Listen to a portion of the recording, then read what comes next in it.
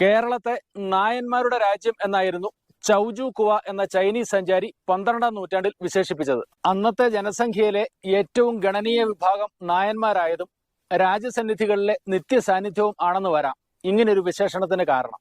നായന്മാരുടെ ഇടയിൽ മുൻപുണ്ടായിരുന്ന മരുമക്കത്തായ പിന്തുടർച്ചാക്രമത്തെക്കുറിച്ചും ബഹുഭർത്തൃത്വത്തെക്കുറിച്ചും കൗതുകത്തോടെയും അതിലേറെ അതിശയോക്തിയോടെയുമാണ് ഇവിടെ വന്നിട്ടുള്ള വിദേശ സഞ്ചാരികൾ എഴുതിയിട്ടുള്ളത്.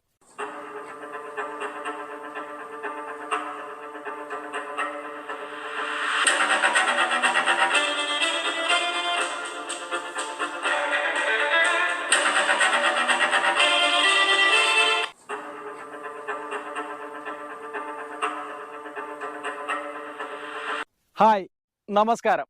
KRR വിഷനിലേക്ക് സ്വാഗതം. ഞാൻ KR രാജേഷ് കുമാർ.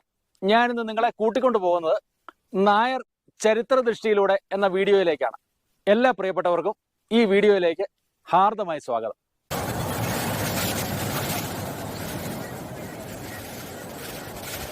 നായന്മാരുടെ ഭൂമി കേരളമാണ്. ചേരന്മാരുടെ നാടായ ചേരളമാണ് പിന്നീട് കേരളമായി രൂപാന്തരപ്പെട്ടത്. വടക്ക് ഗോകർണം മുതൽ തെക്ക് കന്യാകുമാരി വരെയുള്ള ദേശമാണ് പഴയ കേരളം. മലനാടിന്റെ മധ്യഭാഗമാണ് കേരളമെന്ന് കേരളോൽപ്പത്തി പറയുന്നു. വടക്ക് പുതുപ്പട്ടണം മുതൽ തെക്ക് കന്നേറ്റി വരെയുള്ള പ്രദേശങ്ങളെയാണ് മലനാടിന്റെ മധ്യഭാഗമായി കണ്ടിരുന്നത്. ഭൂമിശാസ്ത്രപരമായി നോക്കുമ്പോൾ കേരളം 3ആയി വിഭജിക്കപ്പെട്ടിരിക്കുന്നു.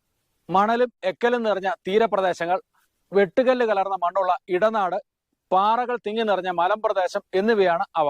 ഈ വിഭജനം പഴയ തമിഴ് രാജ്യത്തിന്റെ ഭൂമിശാസ്ത്ര വർഗീകരണത്തിലെ നെയ്തൽ, മരുതം, കുറിഞ്ഞി എന്നിവയുമായി യഥാക്രമം ബന്ധപ്പെട്ടിരിക്കുന്നു. മരുത നിലങ്ങളിലെ കൃഷിക്കാർ സംഘകാലത്ത് ഉഴവർ, വെള്ളാളർ എന്നീ പേരുകളിലാണ് അറിയപ്പെട്ടിരുന്നത്. മണ്ണിൽ പണി ചെയ്യുന്നവരായിരുന്നു ഉഴവർ. വെള്ളാളർ ഭൂ ഉടമകളും. 17ാം നൂറ്റാണ്ടിൽ വിരചിതമായ 2 കൃതികളാണ് കേരളോൽപ്പത്തിയും കേരള മാഹാത്മ്യവും. സ്കന്ദപുരാണത്തിലെ 2 ഭാഗങ്ങളായ സഹ്യാദ്രി കാണ്ഡത്തിന്റെയും മലയാദ്രി മഹാത്മ്യത്തിന്റെയും ഉള്ളടക്കമാണ് ഈ 2 കൃതികളിലും ഉള്ളത്. പരശുരാമൻ കേരളം സൃഷ്ടിച്ചത് ബ്രാഹ്മണരായ കുടിയേറ്റക്കാരെ അധിവസിപ്പിക്കുന്നതിനായിട്ടാണെന്നാണ് ഈ 2 കൃതികളും പറയുന്നത്. കേരളം മുഴുവൻ ബ്രാഹ്മണരുടേതാണെന്ന് സ്ഥാപിക്കാനായിരിക്കണം ഈ 2 കൃതികളും ശ്രമിക്കുന്നത്.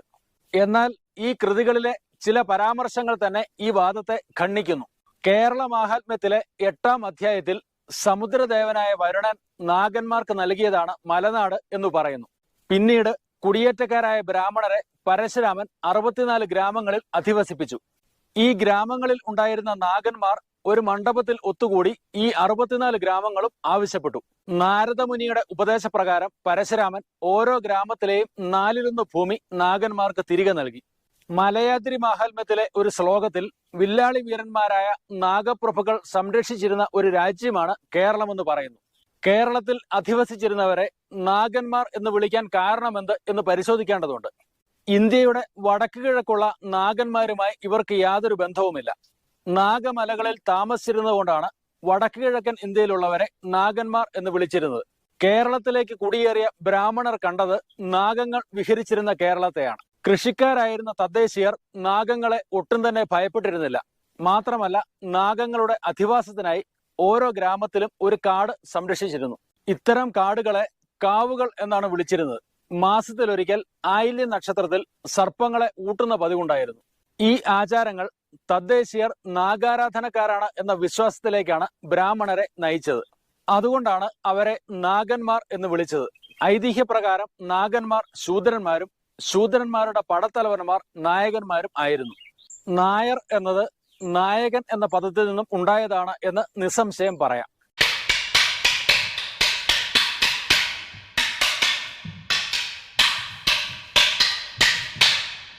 നായന്മാരുടെ ഉത്ഭവത്തെപ്പറ്റി പല ചരിത്രകാരന്മാരും സാമൂഹിക ശാസ്ത്രജ്ഞന്മാരും നിഗമനങ്ങൾ നടത്തിയിട്ടുണ്ട്. നായന്മാർ ശൂദ്രന്മാരാണെന്ന വാദത്തെ ചട്ടമ്പിസ്വാമികൾ ഖണ്ഡിക്കുകയും അവർ കേരളത്തിലെ ആദിമനിവാസികളായ നാഗന്മാരുടെ പിൻഗാമികളാണെന്ന് സ്ഥാപിക്കുകയും ചെയ്യുന്നു. സംഘകാല കവികളിൽ 17 പേർ നാഗന്മാരാണെന്നും അവർ നായന്മാരാണെന്നും മഹാകവി ഉള്ളൂർ എസ് പരമേശ്വരയ്യർ പറയുന്നു. ഏതായാലും ബ്രാഹ്മണർ എത്തുന്നതിന് വളരെ മുമ്പേ ഉണ്ടായിരുന്നവരാണ് ശൂദ്രരെന്ന കാര്യത്തിൽ പണ്ഡിതർക്കെല്ലാം അഭിപ്രായ ഐക്യമുണ്ട്. പക്ഷേ അവർ എവിടെ നിന്ന് എപ്പോൾ ആവിർഭവിച്ചു എന്നതിനെപ്പറ്റി തർക്കങ്ങളുണ്ട്. സൈദിയയിൽ നിന്നും ഗംഗാ സമതലത്തിലേക്ക് കുടിയേറിയ അനാരിയ വിഭാഗത്തിൽപ്പെട്ടവരുടെ പിൻഗാമികളിൽ കേരളത്തിൽ എത്തിച്ചേർന്നവരാണ് നായർ എന്നൊരു സിദ്ധാന്തം KP പത്മനാഭമേനോൻ ഉദ്ധരിക്കുന്നു. ഈ സിദ്ധാന്തത്തിന് ഉപോത്ബലകമായ തെളിവുകളും അദ്ദേഹം നൽകുന്നു.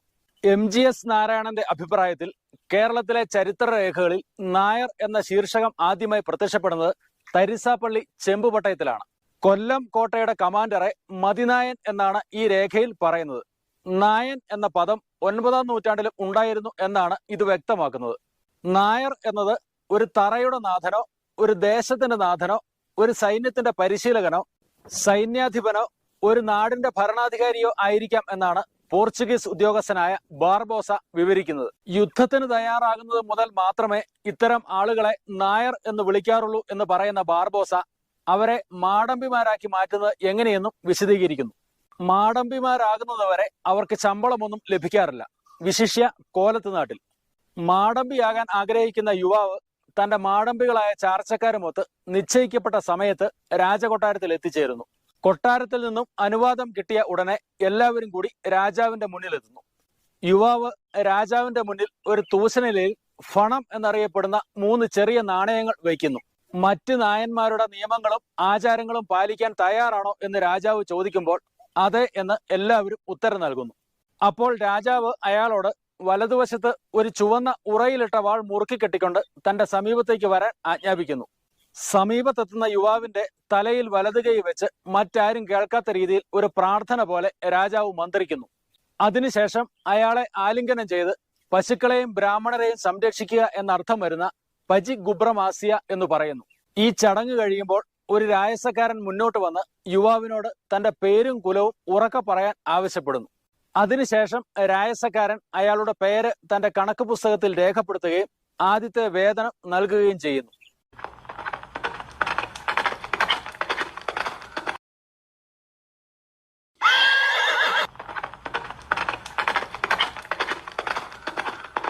സവർണർ എല്ലാവരും ജന്മനാൽ ശൂദ്രരാണെന്നും ഉപനയന സംസ്കാരം കൊണ്ട് മാത്രമാണ് ഒരാൾ ബ്രാഹ്മണനും ക്ഷത്രിയനും വൈശ്യനും ഒക്കെ ആയി തീരുന്നതെന്നുമുള്ള അടിസ്ഥാന നിയമം പല നായർ കുടുംബങ്ങളെയും ബ്രാഹ്മണാധിപത്യത്തിന് കീഴിൽ കൊണ്ടുവന്നു. ഇവരിൽ പലരും ബ്രാഹ്മണരും ക്ഷത്രിയരും വൈശ്യരും ഒക്കെയായി തീർന്നു. പോർച്ചുഗീസ് യാത്രികനായിരുന്ന ഫെരിയ വൈസൂസ 1649 എഴുതിയ തന്റെ യാത്രാ വിവരണ ഗ്രന്ഥമായ ഏഷ്യ പോർച്ചുഗീസിൽ നായർ ആയിരുന്ന തിരുവിതാംകൂർ രാജാവ് എങ്ങനെ ക്ഷത്രിയനായി എന്ന് വിവരിക്കുന്നു. AD 1592 മുതൽ 1609 വരെ തിരുവിതാംകൂർ ഭരിച്ചിരുന്ന രവിവർമ്മ കുലശേഖരൻ എന്ന നായർ ക്ഷത്രിയനായ ചരിത്രമാണ് ഇതിലുള്ളത്. അദ്ദേഹത്തിന്റെ പ്രസ്താവന ചുവടെ ചേർക്കുന്നു. തിരുവിതാംകൂർ രാജാവ് ജന്മം കൊണ്ട് ക്ഷത്രിയനായിരുന്നില്ല, എന്നാൽ അദ്ദേഹത്തിന് ക്ഷത്രിയത്വം വേണമായിരുന്നു. അതിനായി ബ്രാഹ്മണ പുരോഹിതർ ഒരു ഉപായം കണ്ടെത്തുകയും ചെയ്തു. രാജാവ് ഒരു പശുവിന്റെ ഉദരത്തിൽ നിന്നും പുനർജനി നേടണം. ജീവനുള്ള ഒരു പശുവിൽ നിന്നും ഇത് അസാധ്യമായിരുന്നതിനാൽ സ്വർണം കൊണ്ട് ഒരു പശുവിനെ നിർമ്മിക്കുകയും രാജാവ് ആ സ്വർണ്ണ പശുവിന്റെ പൊള്ളയായ ഉദരഭാഗത്തു കൂടി നൂഴ്ന്നു വരികയും ചെയ്തു. ഈ ഹിരണ്യ ഗോവിനെ ചടങ്ങിന് ശേഷം പല കഷണങ്ങളാക്കി മുറിച്ച് ബ്രാഹ്മണർക്ക് ദാനം ചെയ്യുകയും ചെയ്തു. ഹിരണ്യ ഗർഭദാനം എന്ന ഈ ചടങ്ങ് ഓരോ രാജാവിനും ആവർത്തിക്കുക അത്യാവശ്യമായിരുന്നു. കാരണം തിരുവിതാംകൂർ രാജകുടുംബം മാതൃദായക്രമം പാലിച്ചിരുന്നവരായിരുന്നു. ഒരു നാടുവാഴി ക്ഷത്രിയനായി മാറിയാലും അദ്ദേഹത്തിന്റെ സഹോദരി ശൂദ്രശ്രീ തന്നെയായി തുടർന്നിരുന്നു. വീണ്ടും ഹിരണ്യഗർഭദാന ചടങ്ങ് നടത്തിയില്ലെങ്കിൽ സഹോദരി പുത്രനും ക്ഷത്രിയനാകാൻ സാധ്യമല്ലായിരുന്നു. അതുകൊണ്ട് 1743 ഡച്ച് ഗവർണറായിരുന്ന ഗൊല്ലനസെ തന്റെ ഓർമ്മക്കുറിപ്പിൽ സൂചിപ്പിച്ചിരുന്നത് പോലെ തിരുവിതാംകൂറിലെ ശക്തനായ ഭരണാധികാരിയായിരുന്ന അനിഴം തിരുനാൾ മാർത്താണ്ഡവർമ്മയും തന്റെ 37ാമത്തെ വയസ്സിൽ പോലും നായരായിരുന്നു.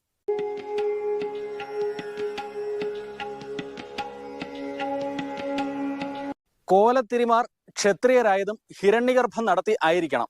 കൊടുങ്ങല്ലൂർ, വെട്ടത്തുനാട്, പരപ്പനാട്, പൂഞ്ഞാർ, പന്തളം തുടങ്ങിയ നാട്ടുരാജ്യങ്ങളിലെ രാജാക്കന്മാരും തങ്ങൾ ക്ഷത്രിയരാണെന്ന് അവകാശപ്പെട്ടിരുന്നു. ബ്രാഹ്മണ ഭരണാധിപന്മാരുടെ അംഗീകാരത്തോടെ ആർക്കും ക്ഷത്രിയനാകാമായിരുന്നു. ശുദ്ധീകരണത്തിലൂടെയും ബ്രാഹ്മണരുമായുള്ള അനുലോമ വിവാഹത്തിലൂടെയും ക്ഷത്രിയ പദവി നേടിയെടുക്കാനുള്ള സാധ്യത ഇല്ലാതിരുന്നിട്ടില്ല എന്ന് മാവേലിക്കര കൊട്ടാരത്തിലെ ഡോക്ടർ LA രവിവർമ്മ അഭിപ്രായപ്പെടുന്നു. ക്ഷേത്ര ജോലികളിൽ ഏർപ്പെട്ടു വന്നിരുന്നവരാണ് അമ്പലവാസികൾ. ഓരോ അമ്പലവാസി വർഗത്തിനും ഓരോ മുഖ്യ പ്രവൃത്തിയുണ്ട്. മൂത്തത് ചാക്യാർ, നമ്പ്യാർ, മാരാർ, ഉണ്ണി മുതലായവരാണ് അമ്പലവാസി സമുദായത്തിലെ ഉപജാതികൾ. ഇതിൽ മൂത്തതിനാണ് ജാതി ശ്രേണിയിൽ ഉന്നത സ്ഥാനം. നാടുവാഴികളിൽ കവളപ്പാറ നായർ, ഇരുവഴിനാട് നമ്പ്യാർ, മീനച്ചിൽ കർത്താവ് തുടങ്ങിയവർ നായന്മാരായി തന്നെ നിലകൊണ്ടു. അച്ഛൻ, നമ്പ്യാർ എന്നീ പദവികൾ 11-ാം നൂറ്റാണ്ടിന് മുമ്പേ തന്നെ ഉപയോഗത്തിലുണ്ടായിരുന്നു. അച്ഛൻ എന്നത് ഒരുപക്ഷെ നായർ തലവൻ വഹിച്ചിരുന്ന പരമോന്നത പദവിയായിരിക്കും. പാലിയത്തച്ഛനും നായ്ക്കിരു വീട്ടിൽ അച്ഛനും കൊച്ചിയിലെ ദേശവാഴികളായിരുന്നല്ലോ. പിള്ള എന്നത് വേണാട്ടിൽ ചില ഉദ്യോഗസ്ഥർ വഹിച്ചിരുന്ന ഒരു പദവിയായിരുന്നു. തിരുവിതാംകൂറിൽ തിരുമുഖം പിടിച്ച പിള്ള എന്ന പദവിയായിരുന്നു ചുരുങ്ങി പിള്ളയായി മാറിയത്. നാടുവാഴിയിൽ നിന്നും നേരിട്ട് ആജ്ഞകൾ സ്വീകരിച്ച വ്യക്തി എന്നു മാത്രമേ ഇതിന് അർത്ഥമുണ്ടായിരുന്നുള്ളൂ. കൊച്ചിയിലെയും കോഴിക്കോട്ടെയും നാടുവാഴികളുടെ ആജ്ഞാനുവർത്തികളായ ഉദ്യോഗസ്ഥന്മാർക്കാണ് മേനോൻ എന്ന് വിളിപ്പേരുണ്ടായിരുന്നത്. തിരുവിതാംകൂറിലെ പിള്ളമാരുടെ അതേ സ്ഥാനം തന്നെയായിരുന്നു ഇവർക്കും. അവരിലെ കാര്യദർശിമാരെ മേനോക്കി അല്ലെങ്കിൽ മേൽനോക്കി എന്ന് വിളിച്ചിരുന്നു. നായന്മാരുടെ ജീവിതത്തിന്റെ എല്ലാ കാര്യങ്ങളെപ്പറ്റിയും അവരുടെ വിഷയങ്ങളെപ്പറ്റിയും സമൂലമായി പഠിച്ചത് ഡുവാർട്ടെ ബാർബോസയായിരുന്നു. അദ്ദേഹത്തിന്റെ അഭിപ്രായത്തിൽ ഒരു നായർ യുവതി 12-ാമത്തെ വയസ്സിൽ തന്നെ വിവാഹിതയാവുന്നു. നായർ സ്ത്രീകൾ അവരുടെ പെൺമക്കളെ, ചാർച്ചക്കാരെയും സുഹൃത്തുക്കളെയും ക്ഷണിച്ച് വലിയ ചടങ്ങുകളോടെയാണ് താലികെട്ട് കല്യാണം നടത്തുന്നത്. അവർ ഈ ചടങ്ങിന്റെ അടയാളമായി താലി ജീവിതാവസാനം വരെ ധരിക്കുന്നു. പക്ഷെ സ്വന്തം ഇഷ്ടപ്രകാരം വേണമെങ്കിൽ ഉപേക്ഷിക്കുകയും ചെയ്യാം. ബാർബോസയുടെ വിവരണത്തിൽ നിന്നും അദ്ദേഹം വിശദീകരിച്ച ചടങ്ങ് യഥാർത്ഥ വിവാഹത്തിൻ്റെതല്ലെന്ന് വ്യക്തമാകുന്നു. ഒരു കന്യകയെ വൈവാഹിക ബന്ധത്തിൽ ഏർപ്പെടുവാൻ സജ്ജമാക്കുന്നതിന് വേണ്ടിയുള്ള ഒരു അനുഷ്ഠാനം മാത്രമായിരുന്നു താലികെട്ട് എന്ന് വേണം ഗ്രഹിക്കാൻ. ബാർബോസയ്ക്ക് ഒരു ദശകം മുൻപ് കേരളത്തിൽ ഉണ്ടായിരുന്ന സാന്റോ സ്റ്റെഫാനോ കുറെ കൂടി വ്യക്തമായി ഇതിനെപ്പറ്റി പറയുന്നു. ഈ ചടങ്ങിന്റെ ഉദ്ദേശം ഒരു നായർ യുവതിയുടെ കന്യകാവസ്ഥ ഇല്ലായ്മ ചെയ്യലായിരുന്നു എന്ന് ഇദ്ദേഹം മനസ്സിലാക്കിയിരുന്നു.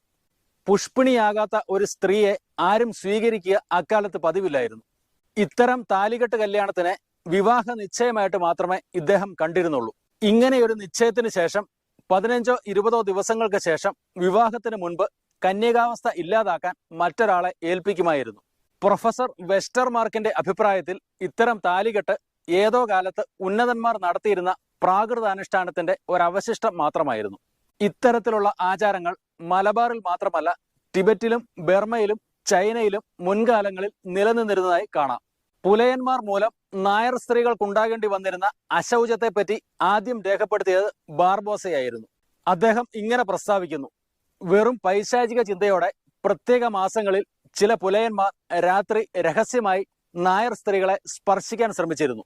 ഇത് തടയാൻ നായന്മാർ സ്വയം രക്ഷ ഒരുക്കുകയും പതിവായിരുന്നു. അഥവാ അവർ കീഴ്ജാതിക്കാരാൽ സ്പർശിക്കപ്പെടുകയാണെങ്കിൽ അതിന് സാക്ഷികൾ ഇല്ലെങ്കിൽ കൂടി അയാൾ ഉച്ചത്തിൽ നിലവിളിച്ച് മറ്റുള്ളവരെ വിവരമറിയിച്ച് അയിത്തമാക്കപ്പെട്ടവളെ ബലാത്കാരമായി തന്റെ വീട്ടിലേക്ക് കൂട്ടിക്കൊണ്ടുവന്ന് താമസിപ്പിക്കുന്നു. ഇത്തരത്തിൽ അശുദ്ധരായ സ്ത്രീകളെ അശുദ്ധം മാറ്റി തിരികെ കൊണ്ടുവരാൻ സാധിക്കുമായിരുന്നില്ല. അവരെ കൊന്നുകളയുകയോ വിജാതീയരാക്കുകയോ ആയിരുന്നു പതിവ്. പുലയന്മാർ കാരണം അശുദ്ധരായതുകൊണ്ട് ഈ ദുരാചാരത്തെ പുലപ്പേടി എന്നാണ് അറിയപ്പെട്ടിരുന്നത്. ഈ ദുരാചാരങ്ങൾക്ക് അറുതി വരുത്തിയത് വേണാട്ടിലെ ചിറവാമൂത്തവരായിരുന്ന കോട്ടയം കേരളവർമ്മ എന്നറിയപ്പെട്ടിരുന്ന വീരകേരളവർമ്മയായിരുന്നു. AD 1696 ഈ വിളംബരം കന്യാകുമാരി ജില്ലയിലെ തിരുവിതാംകോട്ടിൽ ഒരു കൽപ്പലകയിൽ രേഖപ്പെടുത്തി കാണുന്നു. ഈ വിളംബരത്തിന്റെ അടിസ്ഥാനത്തിൽ അപരാധികളെ തൂക്കിലേറ്റുകയും അശൗചത്തിന് ഇരയായ സ്ത്രീകളെ മുങ്ങിക്കുളിക്ക് ശേഷം തിരികെ സ്വജാതിയിലേക്ക് വരുവാൻ വ്യവസ്ഥ ചെയ്യുകയുമാണ് കേരളവർമ്മ സ്വീകരിച്ച നടപടി.